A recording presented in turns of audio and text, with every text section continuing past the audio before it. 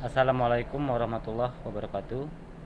Nama saya Darwin, NPM 2215035 dari kelas Zoom 2. Di sini saya akan mempresentasikan audit sistem informasi menggunakan framework COVID-5.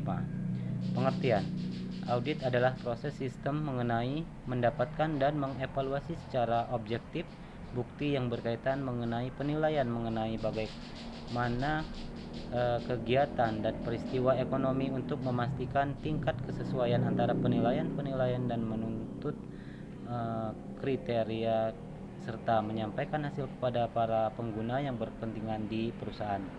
Jenis-jenis audit berdasarkan bidangnya yang diaudit, yaitu A. Audit keuangan, B. Audit operasional atau manajemen, C. Audit ketaatan, D. Audit sistem informasi, E. Audit e-commerce, dan F. Investigate audit. Berdasarkan audit: audit eksternal independen, audit internal, auditor pemerintah, auditor perpajakan. Audit teknologi informasi yaitu auditor yang menggunakan berbagai keahlian dan pengetahuan bisnis untuk melakukan audit melalui sistem komputer atau menyediakan layanan audit untuk proses data yang melekat dalam berbagai teknologi. Tujuan audit sistem informasi: yang pertama, pengamanan aset; yang kedua, efektivitas sistem; yang ketiga, ketersediaan; 4. Kerahasiaan; 5. Kehandalan; dan 6. Menjaga integritas data. Sistem informasi: sistem adalah suatu entiti yang terdiri dari dua atau lebih komponennya yang saling berinteraksi untuk mencapai tujuan. Keuntungan dari sistem adalah kecepatan dan ada akurasi dalam data yang sangat tinggi dan bisa mengerjakan proses tanpa intervensi dari manusia, dan sistem yang tingkatannya fleksibel agak rendah untuk mengadaptasi kepada kebutuhan informasi yang belum tersedia dan akan menekan biaya dan waktu yang sangat lama. Tujuan sistem informasi adalah lebih untuk meningkatkan tata kelola IT.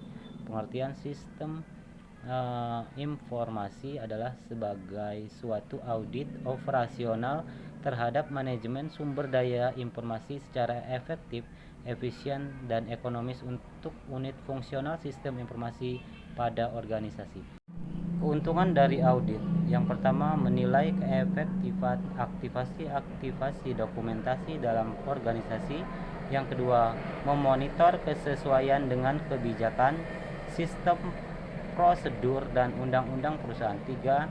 Mengukur tingkat efektivitas dari sistem; yang keempat, mengidentifikasi kelemahan sistem yang mungkin mengakibatkan ketidaksesuaian di masa datang; yang kelima, menyediakan informasi untuk proses peningkatan; yang keenam, meningkatkan saling memahami antar departemen dan antar individu; yang ketujuh, melaporkan hasil tinjauan dan tindakan berdasarkan resiko dan ke manajemen.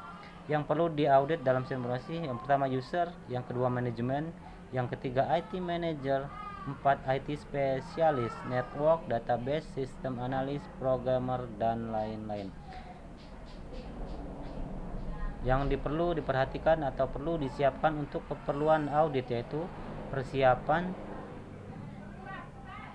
yang diperlukan; yang kedua, review dokumen yang diperlukan; 3. Persiapan kegiatan on-site audit; 4. Melakukan kegiatan in-site audit; 5. Persetujuan dan distribusi laporan audit; yang keenam, meng-follow up audit kepada yang berkepentingan. Tinjauan penting dalam suatu audit TI atau SI.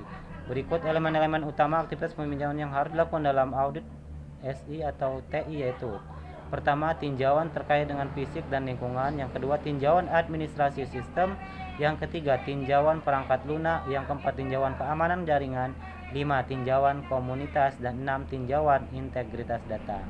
Terima kasih. Demikianlah presentasi dari saya.